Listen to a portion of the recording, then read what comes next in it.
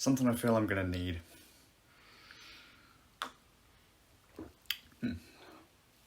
Getting back into that groove. Right, how y'all doing? I have spent the day working. Summer holidays, almost over.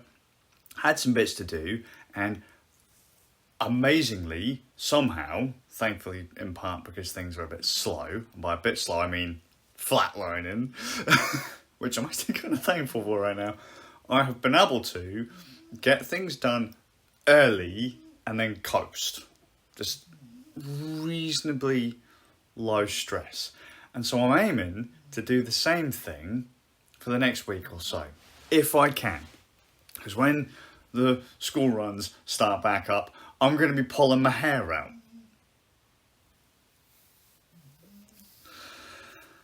But, like a complete nuggie, I've been working on my laptop in battery mode.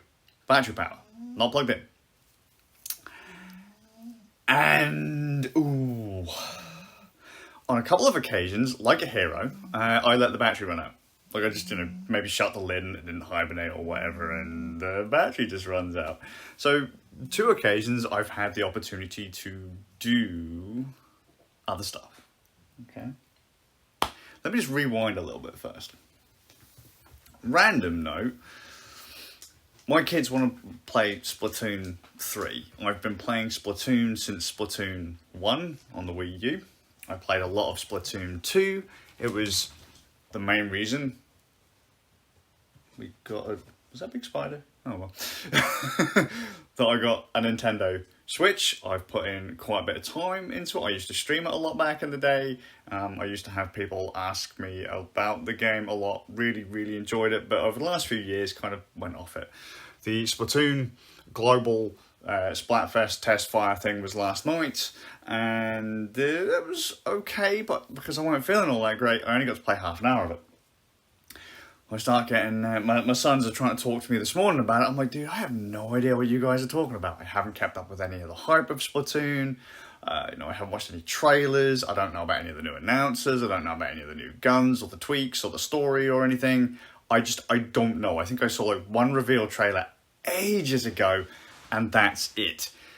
Now though, I'm scrambling to see about getting either a new setup for my Switch, so Switch OLED dock with Ethernet connection, copy of Splatoon 3, Splatoon 3 Pro controller, and all that, because I don't actually have any Switch specific stuff anymore, because the Nintendo Switch is one of the most horribly unreliable consoles I've ever had in my fucking life, yes, even more than the Xbox 360. Joy-Cons are shit. Just saying. Joy-Con drift is horrible. We've got many a Switch in this house, many a pair of Joy-Cons, and all of them are broken. And I ended up giving my Pro Pad to my wife so that she could play on her Switch, and I'm in the market for a Pro Pad, so I'm thinking of going Splatoon horror again. I like Splatoon enough to have imported the soundtracks from Japan. It's got some pretty decent tunes in it, but I wasn't particularly sold on the test fire or the Splatfest, and I only got to play it for, as I say, half hour, so I didn't get a huge dive, but it did get the old heart going, like Splatoon always has done for me. It's never felt, I wouldn't say it's not boring. If I say it's boring, it still gets this going when you're in one of those kind of, you're up against a team and you wipe out an entire team or whatever. But this just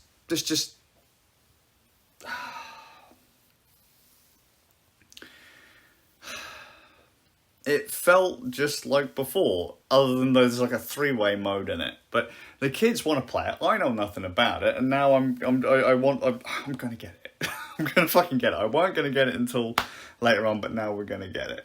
Bloody children.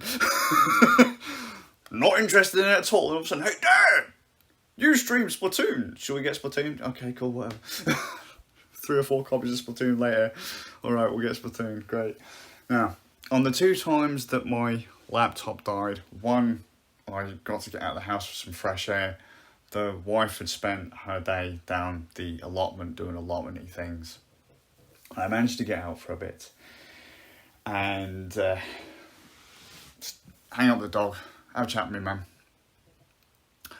Bumped into a bunch of doggos. I love doggos. It's just one way to relax me, just put doggos in front of me, even if they're big old beefy Rottweilers or little tiny, you know, ankle biters. Love doggos. And, you know, chat with the owners and that. Fresh air. Still feeling a bit grog from yesterday and the day before. Stumble my way home, sit down in front of my laptop again, so I left it to charge whilst I was out. Sit down at my laptop again, and then the wife comes home. When the wife comes home, we decided to do the second thing that I did when I left my fucking laptop and the battery ran out because it didn't go to bloody sleep. We watched a documentary about John McAfee, Running with the Devil. The Wild World of John McAfee, and you can watch it on Netflix. My wife found it a few days ago, maybe a week or so ago. I fucking love John McAfee. I actually had a bracelet. I don't know if I'll be able to show. Where is it? It's the leathery one there, and it's WWJD, which I know a lot of people go, what would Jesus do? No, that one's obvious. Jesus was put out as the ultimate stoic. Obvious what Jesus is going to do. Don't worry about it, right? What would John do? Me and my mates we always just used to joke about. Like, what would you do? Like, what would John do if he was in this situation? Probably lots of cocaine. And shoot something, but... no, I love John McAfee stuff. He seemed like a really interesting chap. Everyone says, oh, he was mega paranoid and all that kind of stuff. And what's that saying? You know, it's not paranoia if they're really after you. Kind of thing, or if they're out to get you. And he really did think they were out to get him. Loads of times, loads of different stuff. And he claims to have hacked various governments and had keyloggers and stuff on a bunch of their machines and stuff in various governments in Central America. So, but when you realise that he'd given them those computers, yes, of course. Like, John McAfee gives you a computer. If he didn't put a keylogger on it, fuck, man. I don't trust an install someone puts on your computer. No, I've done a few for people, just so you know. Scouts honour. I've never put a keylogger on your machine, but if you're on the run, I'm just saying, it's not necessarily a hack. They didn't expect the software to be there, but it's really, really, really interesting. And after the documentary, it's a kind of documentary from about 2012 all the way up until his death in 2021, shot by largely by. Oh, come on, Doggo. Sorry, mate. Robert King. He spent a lot of time with John towards the end. I'm going to say, given the chaos I imagine there being, I think, honestly, everything he shot looked fantastic. There were even a few moments where I was like, oh yeah, I did record stuff. Like, John's like, yeah, you could have recorded that. So yeah, I did, but I forgot to turn on the sound, or I didn't have the sound turned on and stuff. I loved that kind of stuff. It was just so... It was raw, but it looked gorgeous. And the editor, whoever the editor was, I didn't check, done a fantastic job. But yeah, it's John from 2013, 2019, on the run in the old Centrals, and then his neighbour gets murdered. And there's like various interviews cut in about people who had spent time with John, what people thought about John, and all that. And afterwards, I got asked, do you think he was crazy, or do you think that was that was real? I go, well, honestly, it doesn't matter. It really doesn't matter, because if it was real to him, that's all that matters. If it's real to you, that's it. It's real. Because you're the one that has to live in your head. It's going to sound like a really crazy thing to say, but I'm not encouraging go completely off the rails as long as you think it's okay, but there has to be something in it, or in a lot of cases there has to be something going on for you to feel the way you feel. So in the case of John McAfee, Doesn't matter if he had all the evidence. It doesn't matter if he thought he was being chased down. There are a lot of unfortunate things going on, but they did eventually lead to him getting put in prison. And being made not John McAfee. Yes, doggo.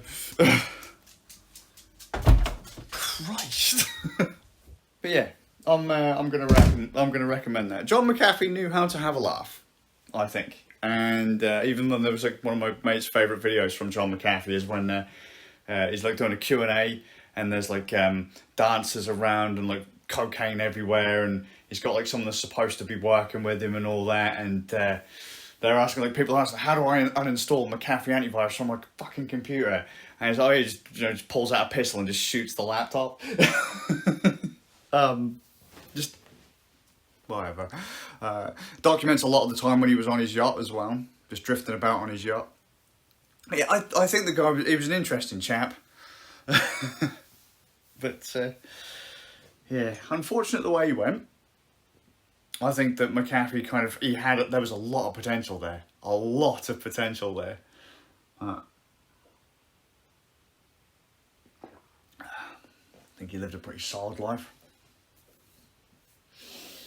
Yeah, recommended. I'm going to head off because I've still got a lot of stuff to do. I'm probably not going to sleep for a good few hours.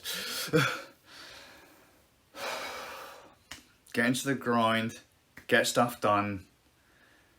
Keep the next few weeks peaceful, maybe, if I'm lucky.